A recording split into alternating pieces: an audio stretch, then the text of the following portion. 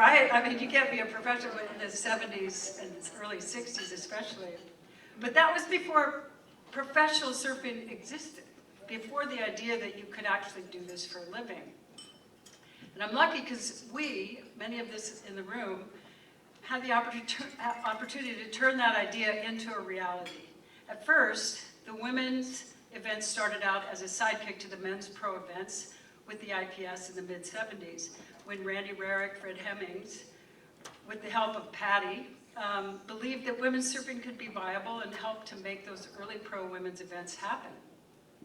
They tested our commitment by sending us out in huge 15-foot surf at Sunset Beach or massive Haleiwa so that ABC Wide World of Sport crews could get good ratings and footage for their thrill of victory and agony of defeat, and prove the idea that women could even ride waves that day. We wanted the events to succeed, so we dutifully complied, and women's pro surfing gained not so much in prize money, but in a little more respect each year. And I'm also lucky to have surfed in those events with my friends, like Lynn and Margot, Kim, and so many people in the room. I'd have to do the long list that Jim Kempton just did, but everybody who was there were so helpful in the pioneering of it. And we pioneered this pro surfing idea together, passing the torch amongst ourselves, one step up at a time, one new sponsor for prize money, one event at a time, until we had a world tour with just enough prize money to make it work and crown a world champion. The beginnings of what the world tour is today. Those early years of pro surfing were built on the idea that it could happen, and with grit and passion and the tenacity of all of us, men and women, together, we willed it to be, bringing professional surfing to all corners of the globe. Today, the state of women's surfing is beyond imagination. From the pinnacle of Olympic inclusion and a first-time gold medal win with Carissa Moore, to the resurgence and elegance and style of longboarding, to the daring, brave, adventurous of big wave double XL surfing. This is all women surfing. And to equal prize money shared on the World Surf League events of today. So that's quite a big statement.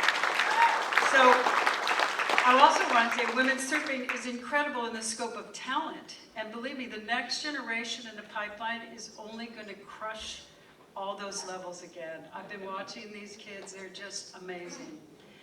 I know everyone here tonight who was present for that part of our pioneering generation, and those who have shouldered the heavy lifting to this moment are proud to have played a part in shaping what women's surfing is today. There are many to thank who have helped us along the way. And I say to the next generation, don't stop believing. Even as we enjoy these incredible moments, there is still hard work going on in the background and holding the bar higher and higher until there is equality without the need to call out for equality. Women athletes, surfers especially, deserve every single accolade and every single sponsorship and prize money and every single surfboard and every single opportunity to surf in waves of consequence and a chance to follow every dream that they have. So the word is keep including us in that same ohana of surf. I also want to thank the California Surf Museum and everyone. Oh my gosh, you guys put on this event after having had 2 years of the pandemic and preventing us to really come together. So I just applaud all the hard work you've done. And I thank you so much for this great honor, and I'm humbled by everyone who came out tonight to support this event. And congratulations to all the other honorees as well. I'd like to thank my family who came out tonight. Sitting here at the table, my kids, Alex, Mary, my husband Louis, my nephew Matt, and also the Wednesday Surf Club. Thanks for coming, guys, wherever you are. Yeah, all right. And Bill Barnfield, thank you so much for making that beautiful board. It really did bring a lot of joy for me to see that. And we've had such a wonderful surfboard shaper, surfer relationship over the years. He's taught me so much about what I ride, what's under my feet. So I thank you so much. And also, Gala, who makes these amazing awards, the Silver Surfer Awards. I want to say thank you to Larry.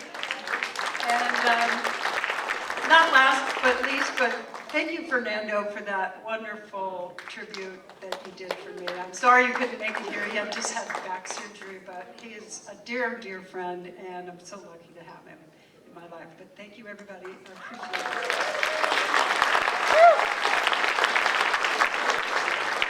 Just for a moment before I give this Silver Surfer Award, I love to tell the story about Debbie because I think it really kind of personifies the person she is. But back in the 70s, and this was just after Jericho Poplar and the Golden Girls, and those girls had fought to get professional surfing on, Debbie was competing out there at Sunset on a 15-foot day. So any of you who've ever been out there at 10-foot Sunset know that 15-foot Sunset is not a place you really like to be. But Debbie was out there warming up for the contest, and her board hit her in a wipeout, hit her in the ribs and broke one of her ribs. And you know, most people would just say, well, that's it, right? Not Debbie. She went out and found the best surfing doctor, taped her up, went back out into the contest. On one of her waves, she snapped her board in half, right? Swam 200 yards to the beach, got it and started to paddle out, and thank God the heat ended. Right? And so I just say that's who this person is that I'm standing next to today, and we're really proud to give you, this award as a Silver Surfer.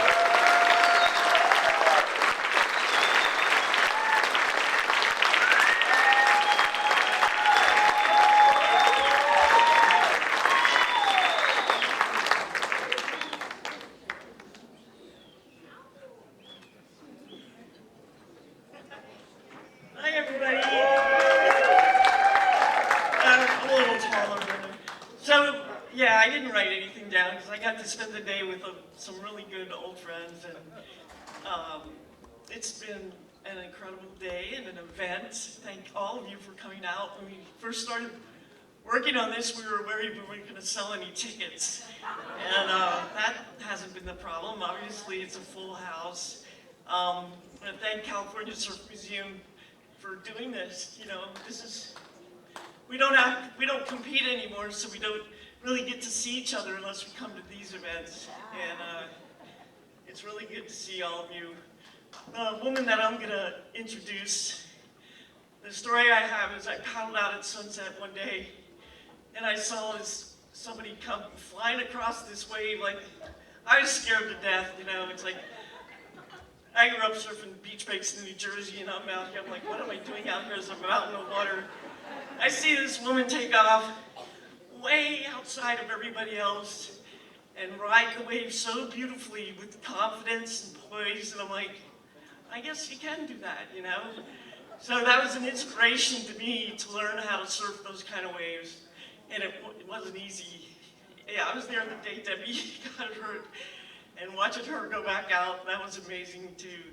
So all these women have incredible courage, but this next lady has changed her life around so much, and had 2 professional careers as a surfer and now as a painter.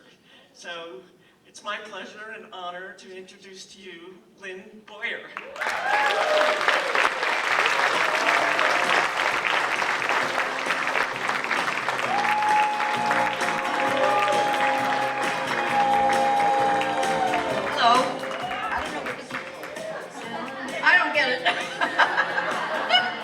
Anyway, okay, I got a little distracted there, but I'm so overwhelmed. I'm not good at public speaking either. I never have been. I've always hated being up in front of a it's the same story as I guess everybody relates.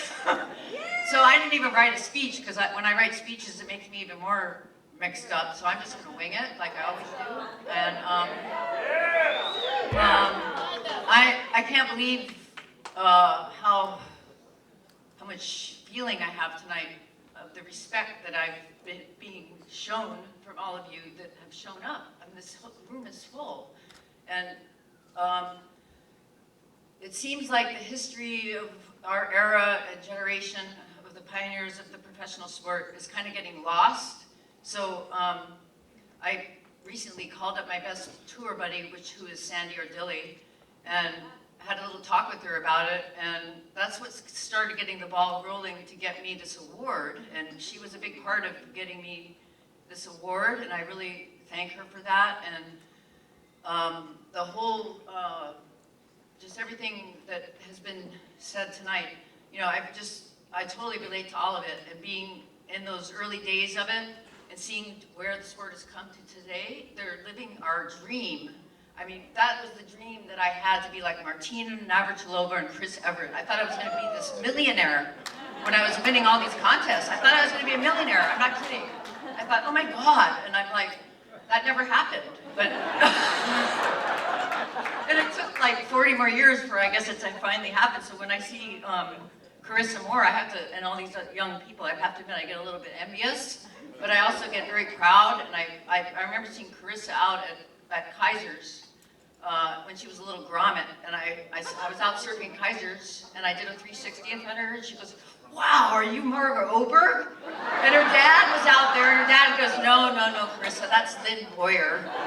I get that a lot. People think I'm Margot. I mean, I'm like, but it's okay, because Margot's a great surfer, and we were like rivalries, like Chris Everett and Martina Navratilova. I always compared our rivalry to them.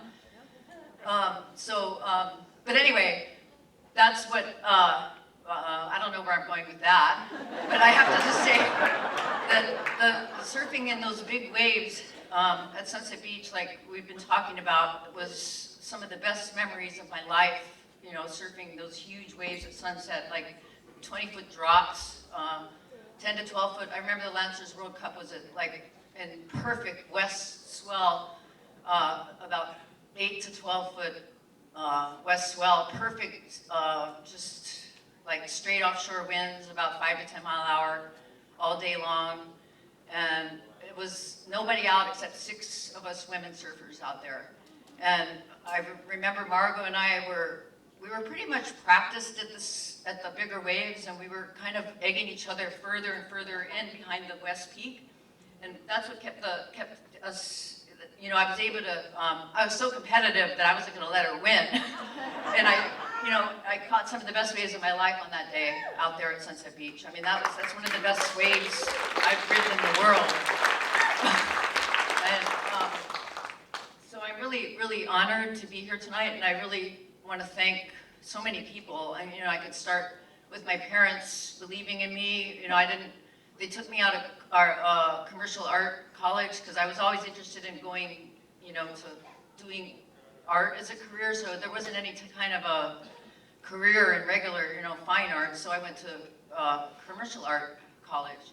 And then the world tour started. So I just went to a year of that, and then I pulled out of college because the world tour started, and it was a chance to go around the world surfing. Yeah. So my parents supported me in the early days, and they paid my way around the world because we didn't have any sponsors. All we could get were free surfboards, and, you know, if we were lucky. A lot of us didn't even get that, but I was able to get some free surfboards sponsored by Harold Iggy of the Surfboard Shaping Company. And